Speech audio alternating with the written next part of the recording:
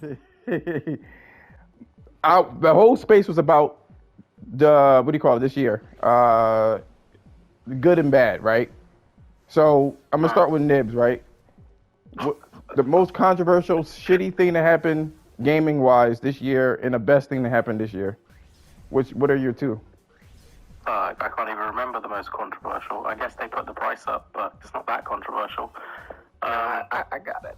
Oh no, I know. Remember with the PSN Plus upgrade thing, they said you could if you have both, it will upgrade to whichever you have the maximum of, and then they tried to like do a sneaky one in Thailand or whatever and change it, and then there was a backlash, and then they changed it back or whatever. Maybe that was a bit. Maybe that was one. That was a logistical error. I mean, yeah, if you buy that. And then the best thing is the lineup this year in Ragnarok. Ragnarok is a 10 for me. So.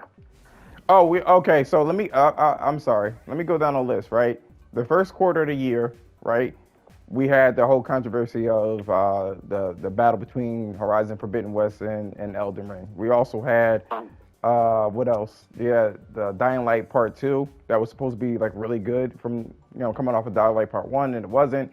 Then we had the whole seafood debacle about it being like kind of like too hard in a PC situation. So that was the first half of the year. Basically, the second half of the year was basically Stray, and it's controversy on if it's a game or not, if it's a game or an experience.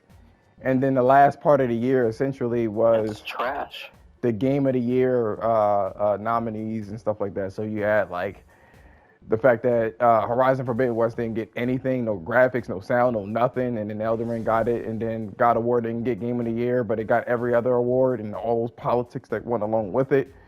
Then the cost of gaming. So that's out of everything you said, basically the controversy with the PlayStation Plus and then God of War being a 10 out of you is your thing. What about you, Jemiah? Not Jemiah. I just, wait. Before we go, listen, I was just going to say, the thing I find the negative about Sony right now is they kind of like try and push their luck, and then they wait for the community feedback or like vitriol, and then they change stances. I wish they would just not do that and just stick to their guns. They did it with the free upgrade thing as well. It's like they said one thing and then they went against it, and then the community feedback was harsh enough, and then they changed tunes on it again. I just kind of wish they wouldn't do that and just fucking stick to the guns on what you say initially. Also, there was it was the Gran Turismo situation where it was microtransactions, so there was that debacle. He basically they fixed that real quick though. Also, what he's saying, what Nibs is saying essentially is the fact that Sony does fucked up things, and then they try to fix it later on. You think it's deliberate? Like they're making a problem and solving it?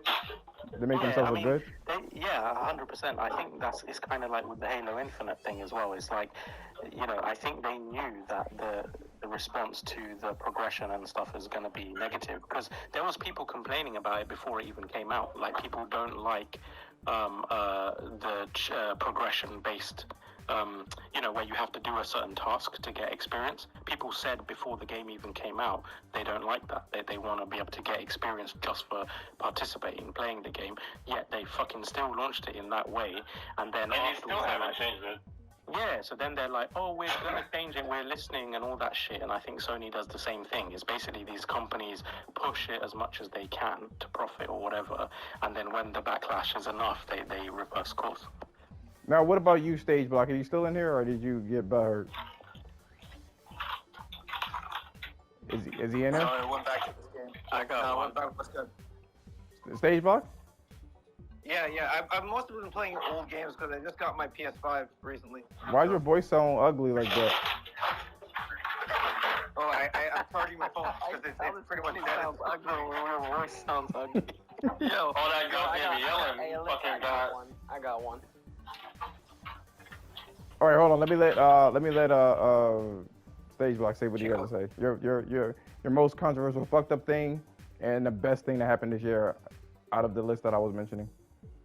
I don't really have any like controversial thoughts. I mean, I thought Trek to Yomi wasn't worth all the hype that it got for Game Pass. You know, like that was one of my biggest disappointments of the year because I remember I didn't have a true like next gen console. I don't really consider the S a next gen console, so the that was the only game that I had access By the to. way, outside of this is PlayStation centric. So I've never heard of that game before, so if it's not on PlayStation. No, it's on PlayStation. It's on PlayStation. Okay, cool. I've never heard of it before. Oh yeah. What? It's a Tsukiyomi.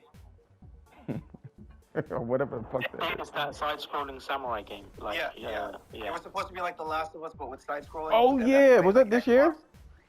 Yeah, that was this year. Huh.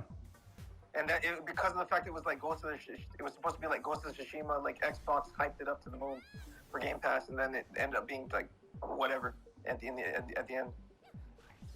All right. So what about your best thing this year? So far the best game that I've not best played, game, but best thing that happened this year. Rather, it's the just best thing that happened this year. Game I wise. think that PSN Plus Premium is ended up being a really good option outside of Game Pass because it gave me a lot of other games I would never had access to otherwise. Because I mean, I became a fan. I'm a fan of Game Pass, so like this right here is a great alternative for Sony fans. And if you like JRPGs and stuff like that, you've got the Eves franchise on that.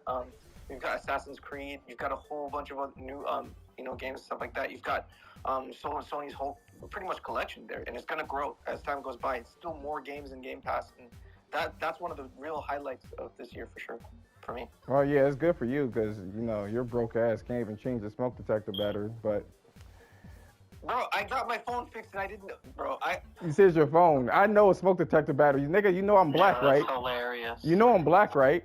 Like I don't know what a smoke detector. That's not your phone. Dude, I have you on speaker, so it's definitely gotta be something wrong. There's definitely gotta be something wrong with the phone in general. We all hear this. We all, especially the black community, know what a smoke detector battery is. Yeah, that smoke detector, boy, that be the last damn thing you want to change. You'll get some damn new iPhone, all that shit, but you won't change that damn smoke detector. Say, All right, cheat code. What is your most controversial, horrible thing and the best thing to happen gaming wise, PlayStation centric? Yeah. I think one of the most controversial things for me was Last of Us Part 1 remake launching at $70. I think, knowing that the game, came out 2013, 2015, had been remastered, and then, carrying a $70 price tag, I think that was definitely a controversial thing. I just think it was not really a good faith pricing model for the game when it comes to perception. Having played the game, I think it's worth every single penny. Yeah. I think it's one of the best experiences of 2022. I think it's arguably the most graphically impressive PS5 game, or game that runs on the PS5, probably next to Horizon Forbidden West. I think arguably those two are the best looking games, but I just think it was a bad faith pricing model. I think they should have put it at $50 and fucking taken the L or whatever it is on that. I think so too. But in the same breath, even though it might sound contradictory, having played it, I do think it's worth $70. But for and even right now, it's rocking $50 price tag at the moment. I just think they shouldn't have priced it at $70, despite the fact that it's worth it. I just don't think it's just good for perception to do it. I don't know if it was you. I don't know if it was in the spring or summer, right? When we had this, you had the space. That it dropped. Yeah, you had before it came out, but we had this. You had the space. And you were like, "Yo, it doesn't even have multiplayer in there, and they're charging $70 for it." You know what I mean? Yeah, arguably. Yeah. It's like, to be consistent, right? I have to be consistent across the board when it comes to this type of discussion, and I've been a very harsh and vocal critic against Nintendo for pricing Mario Kart 8, Donkey Kong Tropical Freeze, relaunching these at the full price tag, and then even when you look at the worst offense of all, in my opinion, which was Zelda Skyward Sword. Zelda Skyward Sword launched on the Switch at a $10 higher price tag than when it launched on the Wii U. when all they did was really adjust the controllers, the control method, and then they locked fast travel or like the premium version of fast travel behind an amiibo purchase. So I exercise that same energy with Last of Us as well, because at the end of the day, while it is graphically more impressive, you still are technically getting less content with your purchase. So I just don't think, even though I think it was, like I said, one of the best experiences of 2022, it's just not a good look to price it where they did. The second thing for me, where it's kind of twofold, it's the disrespect that Sifu got, because Sifu is an incredible experience. It's just such a good experience. And that brings me to like the second part of this. Stray is a bullshit ass game. Stray is a trash fucking game. Stray is an overrated game. Stray shouldn't have been in the Game of the Year nominees. It's just trash across the board. Mediocrity at its finest. It's stupid as fuck. It's a dumb experience. It's just shit. It's a game on rails. And the fact that we're sitting here talking about this stupid ass cat game like it deserves to be next to the greats that dropped this year, the Elden Rings or the Horizon Forbidden West, and fuck that trash ass cat game. It's stupid. And it's not even like up there with like some of the indie darlings like It Takes Two. It's just a stupid fucking game. I'm tired of people being pretentious and pretending it's fucking good. It's a stupid ass cat game. It's dumb. I take it you don't have cats. By the way, it's stupid. I take it you don't have cats. I don't. And I was extremely hyped for that game. I have a reaction video on my YouTube channel. I've had nothing but excitement for that game leading up to its launch. It was one of my most anticipated games. It was fucking stupid. We need to stop it. It's dumb. Damn. Dumbass cat game. Oh, and the last thing, and is... And he gave it, what was your good thing, G-Code? Oh, I haven't said that yet. I was about to say it right now. This guy, man, he loves negativity and the good thing, tension. The good thing is that Microsoft and Game Pass has elevated itself to be the top thing of 2022 in gaming, hands down. I said PlayStation centric. I said PlayStation centric. My bad. I thought you said 2022 in its entirety. My apologies. So as far as PlayStation is concerned, shit. Damn. I'm gonna go, I got one more negative. God of War's graphics were shit. And God of War is through and through a PS4 game all the way through. It's not a PS5 game. It's not even the best cross-generational game.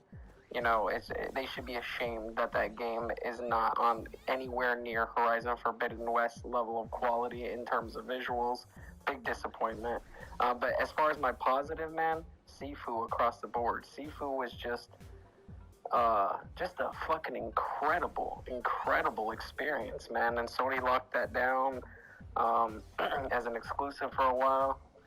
I think it just got announced for Xbox. But yeah, Sifu, man, like incredible experience. Oh damn! I mean, it's kind of hard to. Oh, Jemiah's not in there anymore. That's unfortunate. Nibs, you did yours. Let me let DJ go. DJ. Yeah, what up? What's your thing for Sony was the whole crying over the Activision deal. I feel like they should have just let it went through because it would have made Sony, with all of the acquisitions and all of the purchases they made, it would have made them be able to utilize those teams, the Bungies, the new studios they bringing in to make a new powerhouse multiplayer game. You know what I'm saying?